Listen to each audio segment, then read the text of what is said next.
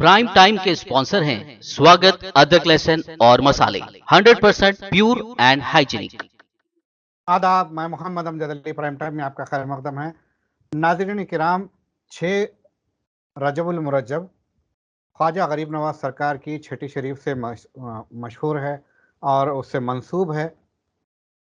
वहाँ अजमेर शरीफ में उर्स तकारीब मनाई जा रही है और कल हमने ज़िम्नन जो है ज़िक्र किया था ख्वाजा गरीब नवाज सरकार का कि किस तरह से वो कहाँ पैदा हुए और कहाँ तालीम हासिल की और किन किन वाक़यात ने उन्हें हिंदुस्तान पहुँचाया। हिंदुस्तान आने का उनका मकसद क्या था? हिंदुस्तान आकर उन्होंने क्या पैगाम फैलाया, क्या जो है अल्लाह के पैगाम को आम किया? इस ताल्लुक़ से मज़ीद गुफ्तगू करते हैं और इसके साथ-साथ हिंदुस्तान में जिस तरह से हालात बद से बदतर होते जा रहे हैं, मासूम लड़कियों को उनके लिबास का हक़ छीनने की कोशिश की जा रही है, उन्हें हिरासा किया जा रहा है। आज ही की बात है, एक तन्हा बुर्ख़ापोश स्टूडेंट लड़की को बहुत सारे दर्जनों भगवा गुंडे उसका पीछा करते हैं और उसे हरास करने की कोशिश करते हैं और राम के नाम पर नारे लगाए जाते हैं, मगर राम का पैगाम ये लोग नहीं पहुंचा रहे हैं। राम की ज़िंदगी इन्हें मालूम ही नहीं है और राम किस किस्म के जो है शख्सियत थे, उन्हें पता ही नहीं। अगर पता होता तो अपने आप को उनके जैसा बनाने की शायद ये कोशिश करते और हिंदुस्तान के हालात इस तरह से ख़राब नहीं होते। पॉलिटिकल हैंडीवर्क है ये, ऐसा लगता है। और ये जो स्टूडेंट्स हैं, ये जो गुंडागर्दी कर रहे हैं, ये पॉलिटिशियंस के आला-ए-कार बन रहे हैं और आज ये दंगाई बन रहे हैं। कल ये दंगाई अपने घर वालों का अमन-चैन बर्बाद करने वाले हैं। ये बात याद रख लीजिए। अगर ये सिलसिला नहीं रोका गया, तो हिंदुस्तान का शिराज़ा बिखर के रह जाएगा। तो हम इस ताल्लुक़ से आज बात करेंगे। हमारे साथ मौजूद हैं मौलाना सैयद तनवीर खुदानुमाई साहब, जो कि साबिक़ा प्रोफ़ेसर शोबे फ़ारसी हैं जामिया उस्मानिया के और दर्स व तदरीस का भी सिलसिला सूफ़िया एकेडमी के जो है बानी हैं और ये जो है दर्स मौलाना रूम की जो तफ़सीर है, मसनवी मौलाना रूम, ये जो है देते हैं। इसके अलावा भी बहुत सारी ख़िदमात इनकी हैं। तो तनवीर खुदानुमाई साहब से बात करते हैं। प्रोफ़ेसर साहब, आपका बीबीएन चैनल पर खैर मकदम है। बहुत बहुत शुक्रिया आपको। सलाम। आपने अपने चैनल पे आज 6 रजब हुज़ूर ख्वाजा आज़म ख्वाजा मोइनुद्दीन चिश्ती अजमेरी रहमतुल्लाहि तआला अलैह के उर्स के मौके पर याद किया। आपका बहुत बहुत शुक्रिया। जी, जो गरीब नवाज सरकार का आने का, हिंदुस्तान आने का मकसद क्या था और हिंदुस्तान में ये क्या पैगाम पहुंचाने के लिए आए थे? अ, आप सब तक, सुनने वालों तक, जिसमें तमाम मुल्क के लोग हैं, तमाम तबक़ात हैं, मुसलमान हैं, गैर मुस्लिम हैं, बिछड़ी हुई जातियाँ हैं, अक्सरियत है, अक़लियत है, क्रिश्चियंस हैं, सभी सुनने वाले हैं। उन सब की खिदमत में हुज़ूर गरीब नवाज़ की आज छठी की मुबारकबाद पेश करता हूँ। आपने जो तमहीदन जो बातें कही हैं उसमें 6, 7, 8 सवाल आ गए हैं। तो पहला सवाल, दूसरा, तीसरा, चौथा बितरतीब तो मैंने लिख के नहीं रखा, लेकिन मैं शुरू करता हूँ। हुज़ूर गरीब नवाज़ ये सजिस्तान संजर मुकाम है, वहाँ पैदा हुए, वहीं इब्तिदाई तालीम हुई। पहले जैसा कि रिवाज था, बच्चे माँ बाप के पास सीखते थे, पढ़ते थे, फिर उस्तादों के हवाले कर दिए जाते थे, फिर तरीक़त का रास्ता अपनाते। आपने कंटेम्पररी जो इस वक्त आज के मसाइल हैं उस पे भी बात की है। आपकी हयात तैयबा का तज़किरा, तालीम, तदरीस, मुरीद होना, खिलाफत होना, हिंदुस्तान आना, ये एक बहुत बड़े स्पीच का मुतखाज़ी है। सिर्फ इतना मैं अर्ज़ करूँगा कि आप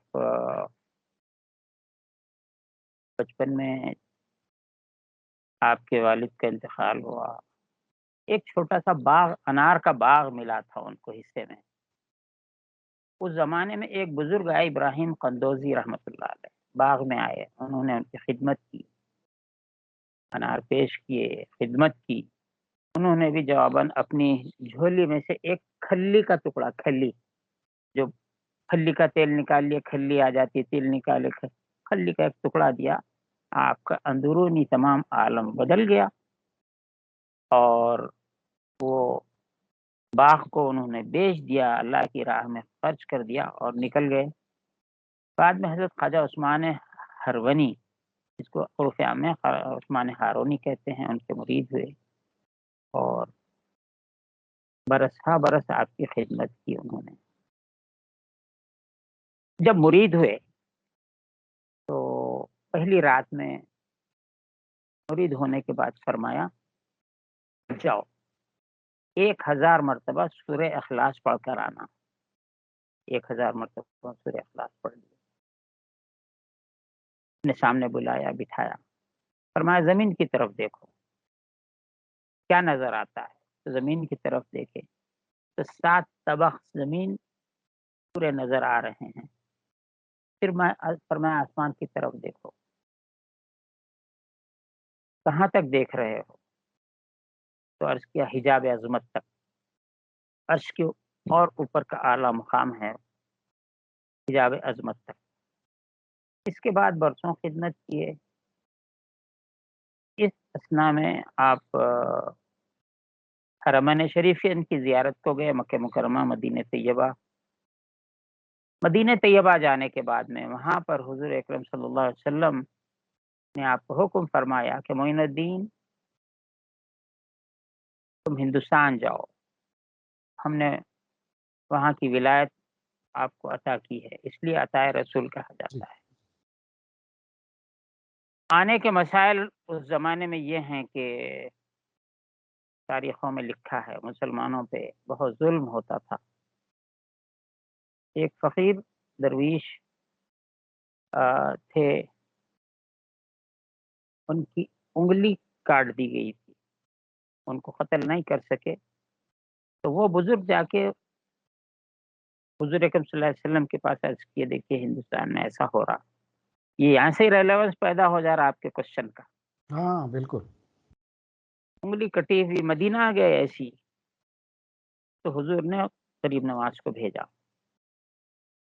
میں 2-4 جملوں میں یہ بالکل آج کے ایج میں آ جاتا ہوں. میں جب یہاں آئے تو بالکل چند فقراء تھے، درویش تھے، ان کے پاس کچھ بھی نہیں تھا، کچھ نہیں تھا. کھانے پینے کے ساز و سامان بھی راستے میں جو کچھ مل جاتا وہ کھا لیتے. اس طرح وہ پہلے لاہور آئے. لاہور میں آ کر حضرت داتا گنج بخش رحمۃ اللہ تعالیٰ علیہ کے پاس معتکف ہو گئے، چونکہ حضور نے فرمایا ہندوستان میں داخل ہونے سے پہلے ایک شیر بیٹھا ہوا ہے لاہور میں، وہاں تو آپ وہاں چلا کیے.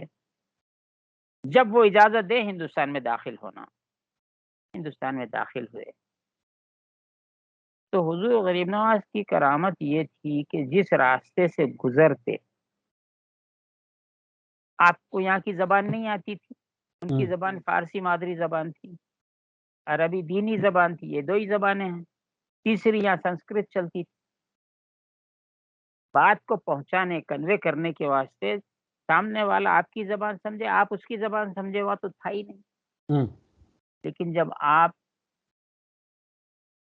خریا یعنی گاؤں گاؤں راستہ طے کرتے تھے، جس گاؤں سے گزرتے آپ کے چہرے کو بڑے بڑے مہنت اگر دیکھتے تو سجدہ کر دیتے تھے، ان کا جو طریقہ تھا، اور مسلمان ہو جاتے تھے. تو 9,99,000 اجمیر شریف پہنچ تک 9,99,000 لوگ مرید ہوئے، مسلمان ہوئے، اسلام لائے. وہاں گئے اور ایک مقام پہ اجمیر میں ایک مقام پر ٹھہر گئے. وہ پرتھوی راج، راجہ پرتھوی راج، جو ہندوستان میں بہت طاقتور راجاؤں میں سے ایک راجہ تھا، اس کی مملکت میں چلے گئے، اس شہر میں چلے گئے، ایک جگہ بیٹھ گئے. وہ اونٹوں کے پرتھوی راج، راجہ پرتھوی راج کے اونٹوں کے بٹھانے کی جگہ تھی. بیٹھنے کے بعد راجہ کے لوگ آئے اور کہا کہ ہمارے راجا کے بیٹھنے کے اونٹوں کے بیٹھنے کی جگہ ہے، یہ جگہ خالی کیجیے۔ ہوں،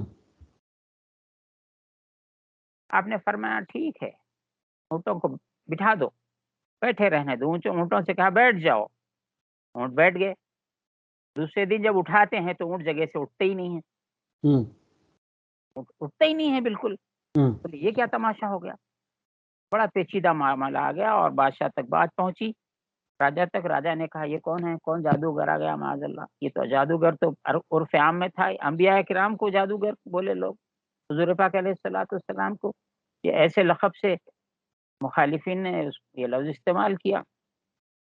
بہرحال منت سماجت کے بعد حضرت نے ان کو اشارہ کیا، وہ اٹھ گئے۔ یہ بہت خطرہ تھا وضو کے لیے۔ وہ انا ساگر ہے، یہ اس وقت رواج تھا، اور صرف ہندوستان میں نہیں تھا، سینٹرل ایشیا میں بھی یہ رواج تھا کہ تالابوں میں کوئی نہا نہیں سکتا تھا۔ پہر کا بھی یہ گئے وضو کرنے کے لیے، نہانے کے لیے، تو ہمارا جو ہے تالاب خراب ہو گیا، پوتر تھا، فلاں تھا، تو بولے ایک لوٹا پانی لا لو، لوٹا دے کے بھیجے۔ انہوں نے تالاب کے پاس لوٹا لے گئے، اشارہ کیا، پورا تالاب انا ساگر اس میں آ گیا۔ ہوں، اب اور پریشان ہو گئے۔ اس طرح کی باتیں سامنے آتی گئی۔ یہ کرامات ہے، اس کو خرق عادت کہتے ہیں، یعنی عادت جو نیچر ہے، نیچر کو پھاڑ دینا، نیچر کو توڑ دینا، ہوں، لوگوں کے لیے حیرانی کا سبب تھا۔ سیکنڈ پوائنٹ، جتنے راجا گزرے ہیں، حکمران پہلے جو تھے آج بھی ہیں، ان کی حکومتیں جادوگروں کے زور پہ چلتی تھی۔ بادشاہ کے پلے ہوئے جادوگر تھے، اس میں ایسے بھی تھے کہ جو ہوا میں اڑتے تھے، مقابلہ کرنے کے لیے بتاتے تھے کرتب۔ اس میں راجا کا جو جادوگر ہے جے پال جوگی تھا، مقابلے کا دن ٹھہر گیا اور غریب نواز اپنے فقیروں کے ساتھ مقام پہ پہنچ گئے۔ جادوگر کرتب بتانے لگے۔ غریب نواز نے اپنے اطراف ایک لکڑی سے لکیر کھینچ دیا اور اپنے لوگوں کو اندر لے لیا۔ وہ کرتب بتاتا تھا آسمان میں۔ جے پال جوگی جب اڑنے لگا تو ادھر اب غریب نواز نے اپنے کھڑاؤں کو حکم دیا جاؤ، اشارہ کیا، وہ اس کے سر پہ مارنے لگے اور زمین پہ آ گیا۔ وہ بعد میں وہ شخص مسلمان ہو گیا۔ اب میرا معروضہ یہ ہے، آج جو لوگ یہ سنتے ہیں تو آج کہیں کو نہیں ہو رہا، آج کہیں کو نہیں ہو رہا، آج کوئی کرامت ظاہر کہیں کو نہیں ہو رہی، چونکہ لوگ لفظ کرامت کا منکر کرا دیے ہیں۔ معجزوں کو خود مسلمانوں کے درمیان کئی طبقے معجزوں کا انکار کرتے ہیں۔ ہندوستان میں ٹاپ کے لوگوں میں سر سید احمد خان تھے، معجزے کا انکار کرتے تھے۔ جی، انشاءاللہ اس کی وجہ کیا ہے اپن اگلی نشست میں بات کریں گے۔ اب میں یہ جاننا چاہوں گا، حالات جب ایسے ہوتے ہیں، اب آ گیا حالات میں جب اسی پہ آ خراب گیا، ہوتے ہیں، جی جی، اسی پہ آ گیا۔ کیونکہ وقت بہت کم ہے، جی ہاں، یہاں پر ہوا یہ کہ اب غریب نواز نے کیا نسخہ دیا تھا کہ لوگ 100-200 گاؤں کے بعد ایک آدمی رہتا تھا، تعظیم کرتے تھے، احترام کرتے تھے مسلمان کا، اور باعث برکت تھا۔ آج کیا ہو گیا؟ اب کیوں نہیں ہے وہ؟ خانخواہوں کو یہی چاہیے، امن و امان قائم کرنے والی ہیں خانخواہیں۔ نفرت اور ہتھیار سے خانخواہوں میں کام نہیں چلا، یا لوگوں نے دلوں کو فتح تلواروں سے نہیں کیا، ان کے اخلاق سے کیا، ان کی دعاؤں سے کیا۔ آج جو نفرت پھیل گئی ہے، اتنے اخبارات میں اور سوشل میڈیا میں اتنے واقعات آ رہے ہیں کہ ہم تصور نہیں کر سکتے ہیں۔ ایسا سمجھ میں آتا ہے کہ ہم دنیا میں ہیں یا نہیں ہیں۔ اتنی گڑبڑ عام ہے، حکومت کا کسی چیز پہ کنٹرول نظر نہیں آتا۔ سوشل ایکٹیوسٹ، سوشل ریفارمرز عاجز ہیں لوگوں کو سمجھانے سے۔ عدالتیں حکم دے رہی ہیں، اس کو نہ حکومت کے کئی مقامات پہ دیکھا گیا ہے وہ آرڈر کو نہیں مانتے، آرڈر کو نافذ نہیں کر سکتے، اور حکومت بھی تماشائی ہے، سب کو یہ شکایت۔ اب ہم یہ بتانا چاہتے ہیں کہ ایسے سچویشن میں جبکہ آپ کا حامی کوئی نہیں ہے، مددگار کوئی نہیں ہے، آپ کیا کریں؟ ہمارے پاس حضور صلی اللہ علیہ وسلم کی سیرت طیبہ میں کچھ واقعات مل جاتے ہیں جو ایسے وقت میں جبکہ آپ بے یار و مددگار ہو. یہ تو لڑکی چند غنڈوں میں پھنسی ہے، لیکن حضور صلی اللہ علیہ وسلم کے کاشان اقدس یعنی آپ کے گھر مبارک گھر کو ہر قبیلے کا ایک ایک نوجوان تلوار لے کے ٹھہر گیا تھا ہجرت کی رات میں کہ نکلتے ماریں گے، تمام قبیلے مل کے ماریں گے تاکہ کسی ایک کا نام نہ آئے. وہ ایک موقع ہے ہمارے پاس جب بے یار و مددگار بظاہر جو بات ہوتی ہے یہ سیرت کی تمام کتابوں میں ہیں اور قرآن مجید کی آیتوں سے اس کی طرف نشاندہی ہوتی ہے. ہوا یہ ہے کہ حضور پاک صلی اللہ تعالی علیہ وسلم نے حضرت علی کو اپنے بستر پہ سلا دیا. یہ اطلاع ہو چکی تھی کہ یہ لوگ صبح گھیرنے والے ہیں اور ہجرت ہونے والی ہے. اب وہاں پر آپ جب حضور باہر نکلے اپنے بستر پہ حضرت علی کرم اللہ وجہہ کو سلا دیے، امانتیں دے دیے ہجرت کے لیے مدینہ جانے کے واسطے. جب گھر سے آپ نکل رہے تھے ایک مٹھی کنکر اٹھایا ریتی اور سورہ یاسین کی ابتدائی آیتیں پڑھتے ہوئے نکلے. بسم اللہ الرحمن الرحیم یاسین والقرآن الحکیم انک لمن المرسلین پوری فہم لا یبصرون تک لا یبصرون فہم لا یبصرون وجعلنا من بین ایدیہم سدا ومن خلفہم سدا فاغشیناہم فہم لا یبصرون. یہ کہہ کر وہ ریتی آپ نے سامنے پھینک دی اور بڑے اطمینان سے آپ نکل گئے.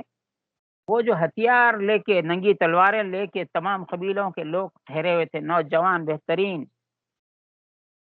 کوئی دیکھ نہیں سکا ان کو. ان کی آنکھوں پہ قرآن فرما رہا ہے ہم نے ان پہ پردہ ڈال دیا، ایسا پردہ کہ وہ دیکھ نہ سکیں.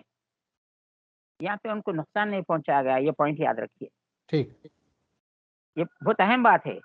یہ امن سے نکل گئے آپ اور ان کی جو شرارت تھی وہ شرارت دفع ہو گئی، کام ختم ہو گیا.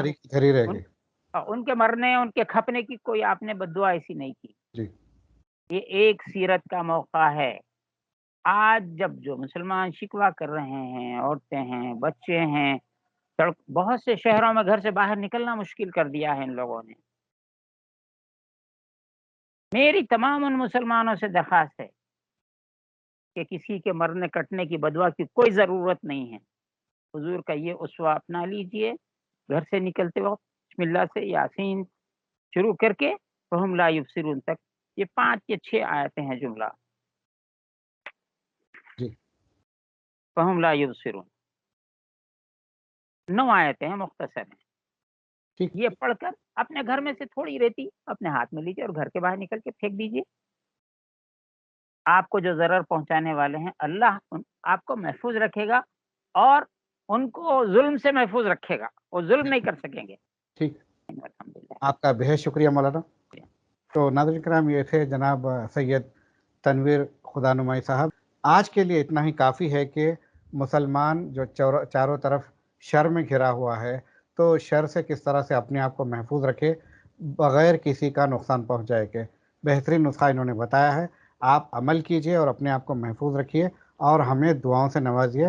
اور یہ پروگرام پسند آئے تو زیادہ سے زیادہ اس کو فارورڈ کیجئے، ہمارے چینل کو لائک اور سبسکرائب کیجئے. ہمیں دیجیے اجازت. شب بخیر.